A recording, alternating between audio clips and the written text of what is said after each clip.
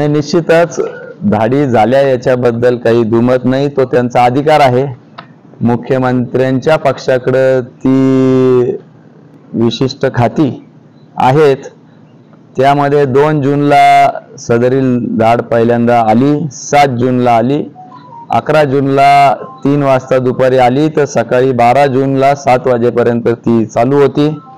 पुणे, संभाजीनगर, सोलापूर, जालना या सगळ्या ठिकाणचे पथक त्या ठिकाणी उपस्थित होते आणि त्यांनी सखोल अशी सगळी चौकशी केली. पण पूर्वीपासून आपल्याला ज्ञात आहे, आमच्या संस्थेची परंपरा आहे, कुठल्याही अनियमित कामं संस्थेच्या कारभारामध्ये होत नाही आणि तशाच पद्धतीमध्ये त्याच्यामध्ये काहीही मोठा असं त्रुटी सापडलेली नाही. यापूर्वी कधी अशी चौकशी झाली नाही, आजपर्यंत 60 वर्षामध्ये अशा पद्धतीच्या धाडी किंबहुना सुट्टीच्या दिवशी 10-10 तास सगळी जी काय हे केली असं झाली नाही. आपल्याला ज्ञात आहे, सहकार चळवळ उभे करण्यामध्ये शंकररावजी कोल्हे साहेबांचं मोठं योगदान होतं आणि सहकारी संस्था वर्षानुवर्ष उभं करायला ती चळवळ जाती आणि अशी पद्धतीच्या धाडी येणं हे थोडंसं माझ्या दृष्टीने दुर्दैवी आहे.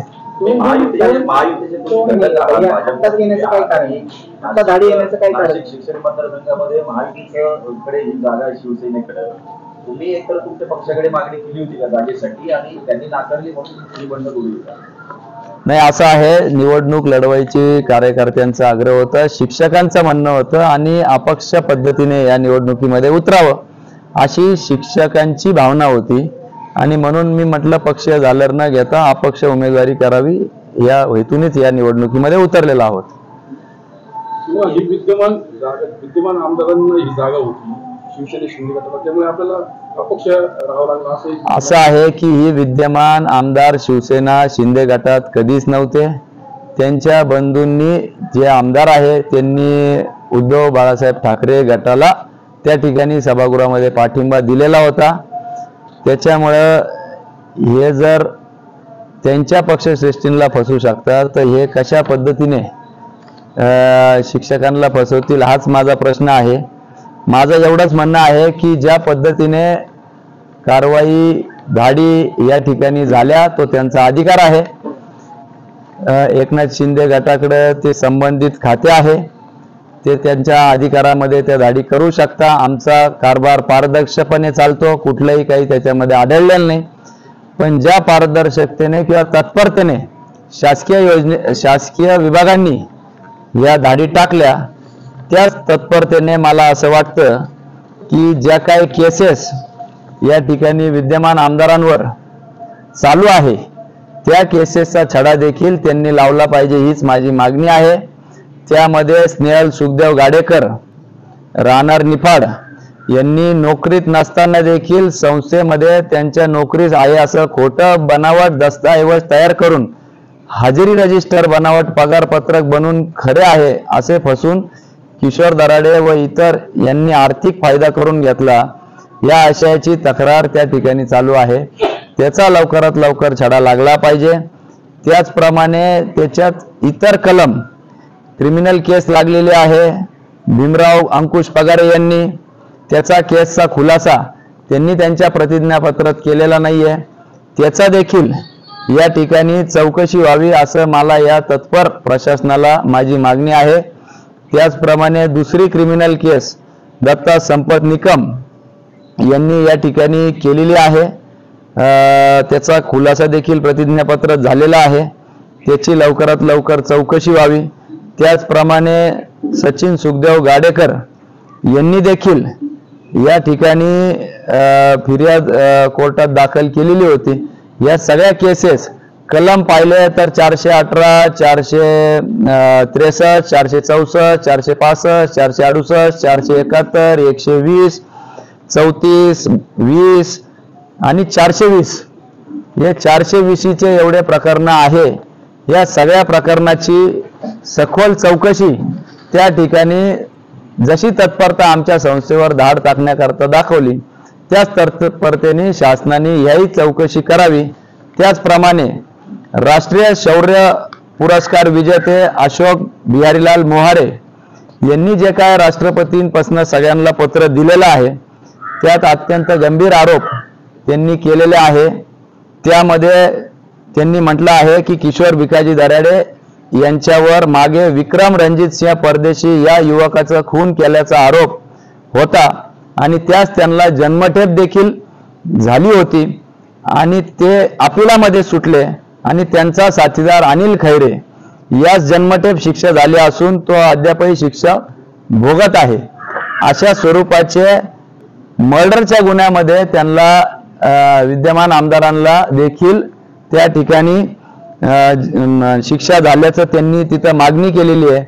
त्याचप्रमाणे आमच्या कारखान्यावर जसं सभासदांच्या हितासाठी काढलेले कारखाने आहे त्याच पद्धतीने 2001 मध्ये संतोष साखर कारखाना लिमिटेड नावाने जवळपास 2 कोटीचे शेअर्स सर्टिफिकेट विकून पैसा गोळा केला आणि अद्यापही साखर कारखाना विद्यमान आमदारांनी उभा केलेला नाही। त्याची देखील चौकशी त्या ठिकाणी व्हावी आणि ज्या ज्या लोकांकडून ते 2 कोटी गोळा केले त्यांना ते व्याजासहित ती सगळी रक्कम परत करावी अशी देखील मी या ठिकाणी आपल्या मीडियाद्वारे शासनाकडे मागणी करतो। नाव साधारण असलेले जे किशोर दराडे आहेत त्यांचं देखील अपहरण झालं होतं त्यात देखील यांचा सहभाग होता निश्चितपणाने, कारण की ज्या वेळेस या ठिकाणी त्यांना पोलीस प्रोटेक्शन मध्ये सोडण्याचं आयोजन त्या ठिकाणी पोलिसांनी केलं होतं ते या ठिकाणी पोहोचले नाही आणि 2 दिवसांनी 3 दिवसांनी मात्र ते ज्यावेळेस माघारी घ्यायला आले त्यांच्या बरोबर 200 त्या ठिकाणी गुंड म्हणा कार्यकर्ते म्हणा त्याला जो शब्द वापरायचा आणि विद्यमान आमदार त्यांना हाताला हात धरून घेऊन त्या ठिकाणी माघारीस गेले तर याचं चित्र स्पष्ट आहे की 2 दिवस ते कोणाच्या ताब्यात होते हे वेगळं सांगण्याची काही वेगळी आवश्यकता नाही। 2 जून पासून तुम्ही म्हणता धाड सत्र सुरू आहे, तुमच्या संबंधित संस्थेची चौकशी सुरू आहे। काल माघारीचा शेवटचा दिवस होता, मग आता धाड सत्र थांबले काल माघारीचा मुदत संपल्यानंतर? नाही, मुळात कर नाही तर डर कशाला, आपण काही चुकीचं केलेलं नाही त्याच्यामुळे कुठेही काही त्यांना सापडलं नाही। 18 तास या ठिकाणी थांबून राहिले त्याच्यात कुठलाही अनियमितता सापडली नाही म्हणून मला वाटत नाही आता पुन्हा धाड सत्र होईल। आणि माघारीपर्यंत ते धाड सत्र का सुरू होतं त्यासाठी काही वेगळं कारण वाटतंय तुम्हाला? दबाव होता उमेदवारी मागण्यासाठी धाड सत्र का सुरू झालं ते मला माहित नाही, ते आपण सुज्ञ आहात की धाड सत्र का झालं हे आम्ही फक्त टीव्हीवर बघायचो की त्या ठिकाणी इकडे रेड पडली तिकडे रेड पडली। आज प्रत्यक्ष त्याचा अनुभव घेतला, परंतु तो त्यांचा अधिकार आहे, त्यांनी तो करावा, आमचं काही त्याच्यात दुमत नाही। पण त्याचबरोबर मी जी मागणी केलेली आहे त्याचा देखील तितक्याच तत्परतेने त्यांनी प्रश्न सोडावा असं आमचं म्हणणं आहे। अपक्ष उमेदवारी करताना पक्षश्रेष्ठींची किंवा फडणवीसांची चर्चा झाली का आणि बाळासाहेब थोरातांची देखील झाली? नाही, ज्यावेळेस आपण अपक्ष उमेदवारी करतो त्यावेळेस कोणाशी चर्चा करून ती करत नसतो, ती मतदारांशी चर्चा करून करत असतो आणि आमच्या मतदारांशी चर्चा करून संघटनाशी चर्चा करूनच तो निर्णय घेतला गेलेला आहे। तुम्ही जरी अपक्ष उमेदवारी करत असला तरी अजूनही तुम्ही भाजपात आहात, तुमचं कुटुंब भाजपात आहे, मग सरकारमधूनच एखादा असा अन्याय तुमच्यावर होत असेल धाड सत्र तर या संदर्भात तुम्ही भाजपाच्या वरिष्ठ नेत्यांशी बोलणार आहात का? नाही, निवडणुकीचा काळ आहे तो त्यांच्या अधिकारात त्यांनी केलेला धाड सत्र असेल तर त्याला आम्ही काही तुर्तास तरी निवडणुकीमध्ये व्यस्त आहे, आम्ही कोणाशी अशाही पद्धतीचं बोलणं केलेलं नाही। धाड टाकण्यासाठी संबंधित जे अधिकारी आहे किंवा विभाग आहे त्यांचा अधिकार असतो तरीही जेव्हापासून गणेश सहकारी कारखान्याची निवडणूक झाली तेव्हापासून हे धाड सत्र वाढले असं वाटतं नाही, परंतु जेव्हापासून अर्ज भरलाय तेव्हापासून धाड सत्र निश्चितच वाढलंय असं लक्षात येत आहे। एकीकडे आता महायुतीचे उमेदवार आहेत शिंदे गटाचे, दुसरीकडे अजित पवारांचे देखील उमेदवार आता आहे, तुम्ही देखील निवडणूक लढवत आहे आणि समोर विरोधी पक्षाचे उमेदवार आहेत, या सगळ्या याच्यातून काय विश्वास आहे तुम्हाला? तुम्ही निवडणूक जिंका? निश्चितपणाने विश्वास आहे की या निवडणुकीमध्ये आम्हाला यश प्राप्त होईल। नगर जिल्हा असेल, धुळे असेल, जळगाव असेल, नंदुरबार असेल, नाशिक असेल, सगळ्या जिल्ह्यातून उत्स्फूर्त असा प्रतिसाद मिळतो आहे आणि शिक्षकांच्या प्रश्न सोडवण्याकरता या ठिकाणी आम्ही मैदानात उतरलेलो आहोत. दुर्दैव एवढंच की अशा शिक्षकांच्या मतदारसंघाला लागलेला कलंक एक विशिष्ट प्रवृत्ती विरुद्ध आम्ही लढाई लढवतो आहे. ज्या प्रवृत्ती मी म्हटलं की या ठिकाणी खुनाचे आरोप असलेले एकेकाळी असे उमेदवार ज्यांच्यावर 420च्या केसेस चालू आहे, ज्यांनी शिक्षकांच्या खोट्या नोंदी करून स्वतः पगार काढलेला आहे, असे आरोप त्यांच्यावर आहे. ज्यांनी शिक्षकांच्या मतदार यादीमध्ये जे शिक्षक नसलेले कुठल्या दुकानामध्ये काम करत आहे अशा लोकांची देखील या मतदार यादीमध्ये समाविष्ट केलेले आहे. अशा प्रवृत्ती विरुद्ध हा लढा आहे आणि निश्चितपणाने स्वाभिमानी शिक्षक याला आमच्या आवाजाला होकार देतील आणि आमच्या मागे भक्कमपणे उभे राहतील अशी मला उमेदवार म्हणून खात्री आहे. हे 5 जिल्हे तुमचं जे आता कार्यक्षेत्र आहे ते कार्यक्षेत्र असणारे अपक्ष आमदार सुद्धा आपल्या जिल्ह्यात आहे. सत्यजित तांबे यांची मदत तुम्हाला मिळाली? नाही, निश्चितपणाने आपण निवडणुकीला उभं राहिलो का सगळ्यांकडेच मदत मागत असतो, त्याप्रमाणे ते अपक्ष असल्या कारणास्तव त्यांच्याकडे देखील आम्ही मदत मागणार आहोत आणि ते सकारात्मकरित्या त्याला प्रतिसाद देतील अशी मला खात्री आहे. राजेंद्र विखे पाटलांनी माघार घेतली, आपण म्हणाला होता की ते मला आशीर्वाद देतील, ते माघार घेतली. निश्चितपणाने राजेंद्र विखे पाटील यांनी माघार घेतलेली आहे, त्याबद्दल मी त्यांचे या निमित्ताने आभार मानतो.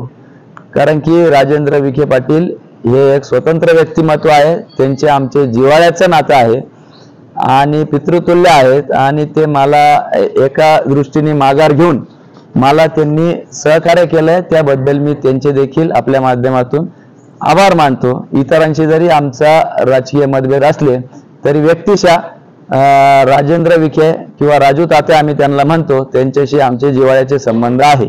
लोकसभा निवडणुकीमध्ये दादा भुसे असतील किंवा इतर शिवसेना शिंदे गटाचे मंत्री जे तुमची धंदे करत होते तुम्ही त्यांना मदत करावी, आता मात्र मुख्यमंत्री तुमच्यावर ढाल टाकतात.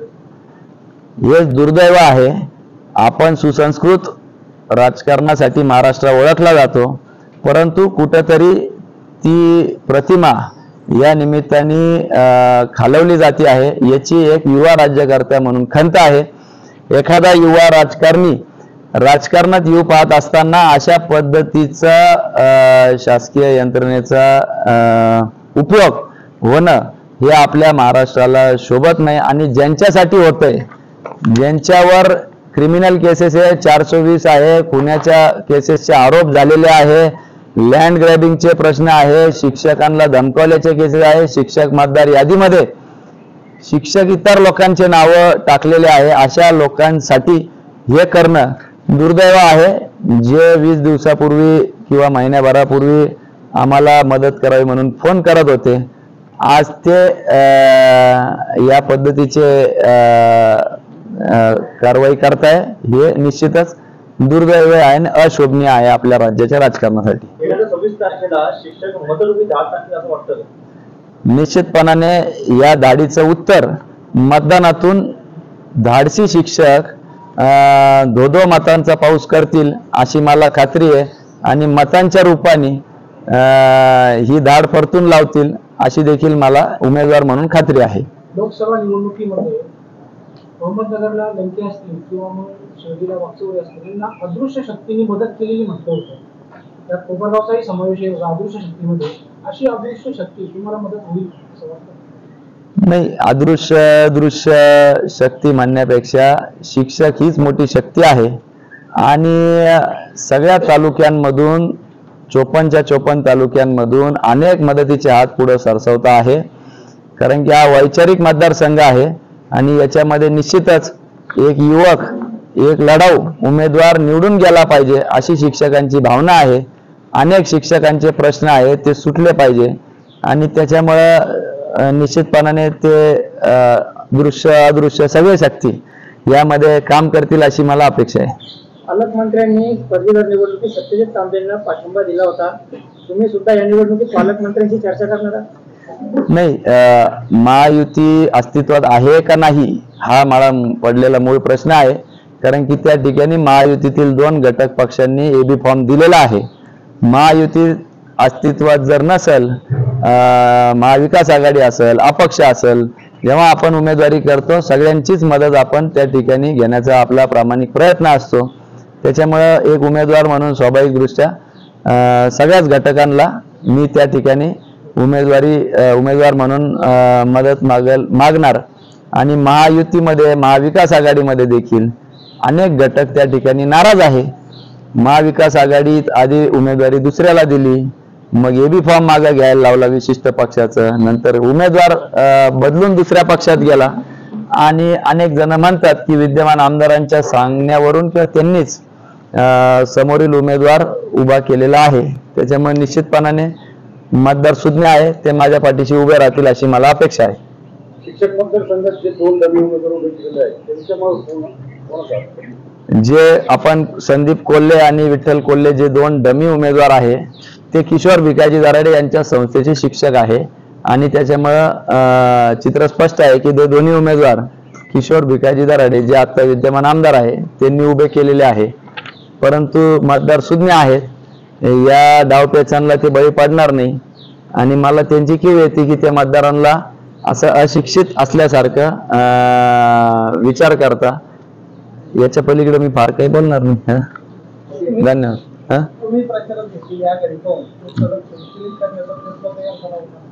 नाही, निश्चितपणाने नाही. 31 तारखेला अर्ज भरून प्रचारात आघाडी घेतली गेलेली आहे. सगळ्यात पहिला अर्ज मी भरणारा त्या ठिकाणी होतो आणि अनेकांचा सक्रिय सहभाग या निवडणुकीमध्ये आहे. आणि त्याच्यामुळेच कुठंतरी आपल्याला निवडणुकीमध्ये आव्हान उभं झालेलं आहे. याच्यामुळं ही सगळी धावपळ किंवा डमी उमेदवार उभे करण्याची धावपळ त्या ठिकाणी विद्यमान आमदार करत आहे.